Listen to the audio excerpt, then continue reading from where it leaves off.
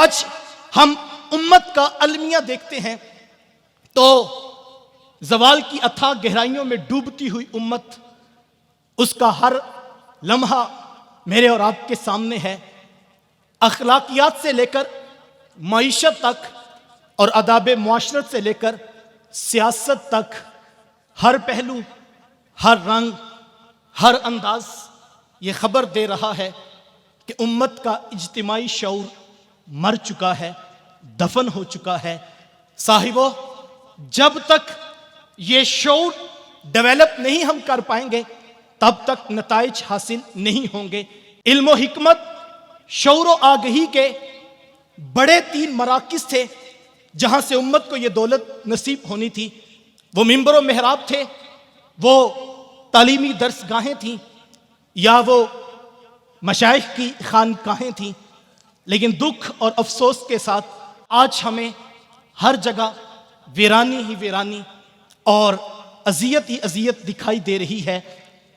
وہ منبر و محراب جہاں سے علم و حکمت کا نور ملنا تھا، آج وہ منبر جہاں بلب ہے صاحب۔ وہ منبر، اس کا موضوع یا تو ذاتیات ہیں یا من گھڑت قصے کہانیاں، اس کا موضوع یا تو خود ساختہ فروعی اختلافات ہیں یا اس کا موضوع اپنی ذات کو منوانا ہے۔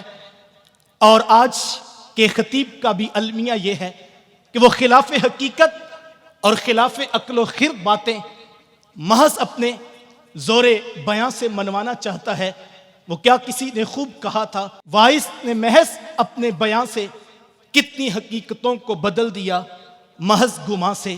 آج حالت یہ ہے کہ وہ منبر و محراب جہاں سے نور و نگہت، علم و حکمت اور شعور کے اجالے بٹنے تھے، وہ آج منبر محراب جہاں بلب ہیں۔ تعلیمی درس گاہیں تھی، عصری علوم کی یونیورسٹیز تھی، ان کی حالت بھی کسی سے مخفی نہیں ہے۔ ہم دیکھتے ہیں کہ آج جدید نسل کے سامنے لمبی گاڑی، اونچے محلات کا خواب، گلیمرس لائف سٹائل کا خواب اور جدید مغربی طرز کی بود و باش کا خواب رکھ کے امت کی فکر اور امت کا شعور چھین لیا گیا اور پیچھے رہ گئی تھی خانقاہ صاحب، تو ان کی حالت بھی کسی سے مخفی نہیں ہے۔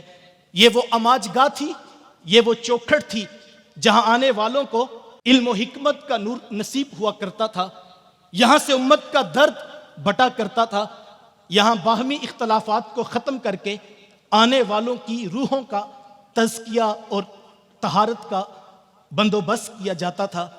لیکن افسوس، اگر میں اقبال کے لہجے میں کہوں تو اقبال نے کہا تھا، اٹھا میں مدرسہ و خانقاہ سے غمناک، اٹھا میں مدرسہ و خانقاہ سے غمناک، نہ زندگی نہ محبت نہ معرفت نہ نگاہ۔ اور اہل مدرسہ کی فکر کی پسماندگی دیکھ کر اقبال چیخا اور اقبال نے کہا کہ گلا تو گھونٹ دیا تیرا اہل مدرسہ نے، کہاں سے آئے صدا لا الہ الا اللہ۔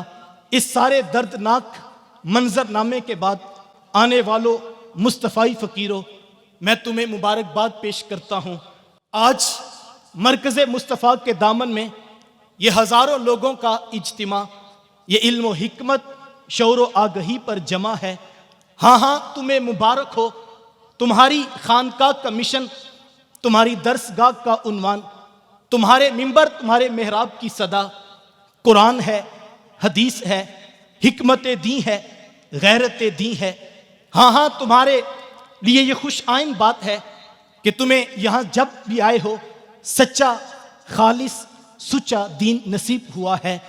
ادارت المصطفیٰ کے پلیٹ فارم سے ہم شعور و آگہی کے اس سفر کو جب دیکھتے ہیں تو ہمیں اس بات پہ مان ہے کہ شعور و آگہی کا جب نکارہ اس پلیٹ فارم سے گونجا تو اس کی آب و اس کی آواز، اس کی باز گشت پوری کائنات عالم میں اس وقت سنائی دے رہی ہے۔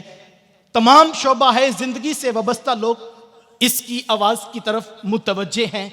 وہ کوئی گناہوں کی زندگی سے بیزار نوجوان تھا یا وہ حقیقت کی راہوں کا متلاشی کوئی اہل عقل و خرد سے شخص تھا، وہ اہل ثروت تھے یا کہ وہ غریب و مفلس لوگ، جن کے پاس نہ متاع زندگی تھی نہ مقصد حیات تھا.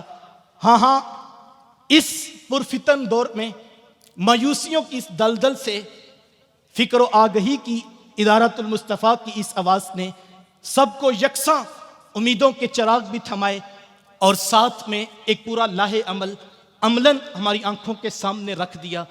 ادارۃ المصطفیٰ کا وہ سفر جو 30 سال قبل شہر شہر نگر نگر کریا کریا درس قرآن کے نام سے شروع ہوا تھا، آج الحمدللہ اس کے دوسرے فیس میں اللہ کی توفیق سے میرے شیخ طریقت صبح سے لے کر شام تک پاکستان کی زمین کے اوپر المصطفیٰ اسلامک سینٹرز کے نام سے کبھی یہاں افتتاح کر رہے ہیں تو کبھی وہاں سنگ بنیاد رکھ رہے ہیں. یہ آنے والی نسلوں کے علم و حکمت اور شعور و آگہی کا عملاً بندوبست ہے جو آج ہم اپنی آنکھوں سے ہوتا ہوا دیکھ رہے ہیں. تمہیں یاد ہوگا ادارۃ المصطفیٰ کا ایک اور خاصہ یہ تھا کہ ادارۃ المصطفیٰ نے ہمیشہ امتی بن کر جینے کا مزاج دیا ہے. وہ نالائے فغاں جو ہم بچپن سے سنتے آ رہے ہیں، کابل سے کندھار تک، قلعہ جنگی سے دشت لیلہ تک، تورا بورا سے تکریت تک، موصل سے بغداد تک، جاوا کے ساحل سے لے کر رباط کے کوچہ و بازار تک. ہاں وہی نعرہ اور وہی نعرہ مستانہ جو ہم دیکھتے ہیں کہ ان کے ہر بیان کا حصہ ہے، ان کے ہر موضوع کا عنوان ہے. وہ گھر کی سادہ سی مسند ہو یا کہ وہ ممبر و محراب کا سٹیج ہو، وہ شب قدر کی رات ہو یا میلاد النبی کا جلوس ہو، وہ تنظیمی کوئی مجلس ہو یا کہ حلقہ یاراں، بات ایک ہے، عنوان ایک ہے، کلام ایک ہے، خلاصہ کلام ایک ہے. امت، درد امت، فکر امت، غلبہ امت، شوق امت، یہ وہ نعرہ مستانہ ہے جو ہم بچپن سے سن رہے تھے کہ بھٹکے ہوئے آہوں کو پھر سوئے حرم لے چر، اس شہر کے خوگر کو پھر وسعت صحرا دے. میں بلبل نالا ہوں اس اجڑے گلستان کا، تاثیر کا سائل ہوں، محتاج کو داتا دے. ہم بچپن سے یہ سنتے آئے صاحبوں، لیکن اللہ کی توفیق سے امت کی داد رسی کا یہ درد اور یہ نالہ فغاں نے جب اہل ثروت تک پہنچ کر ان کے شعور کو بیدار کیا تو میں تحدیث نعمت کے طور پہ کہوں گا چند مہینے قبل آپ نے دیکھا اسی آہو فغاں کا اللہ نے ثمر یہ دیا کہ القدس ویلفیئر مشن کی صورت میں امت کی داد رسی کرتے ہوئے ادارۃ المصطفیٰ کو یہ سعادت نصیب ہوئی ہے. آج میں اور آپ دل کی اتھاہ گہرائیوں سے اس در کا شکریہ ادا کریں. اس دہلیز کی مہربانی، یہ اس خانقاہ کا کرم ہے. ہم یہاں آئے تو ہمیں انقلاب کے بلند و بالا نعروں سے بہلایا نہیں گیا، یہاں ہمیں اپنی ذات سے منوایا نہیں گیا. ہم آج شکریہ ادا کرتے ہیں کہ جب ہم یہاں آئے تو ہمیں سچا خالص کھرا دین سنانے کے بعد بھی یہ کہا کہ بیٹا تم بنیاد کے پتھر بن کے بچھ جاؤ، تم آواز سناتے جاؤ، تم اذان دیتے چلے جاؤ، تم صفیں سیدھی کرتے رہو، اپنا کام اور اپنے حصے کا کام کرتے چلے جاؤ. یہی ہے راہ منزل، یہی رخت سفر.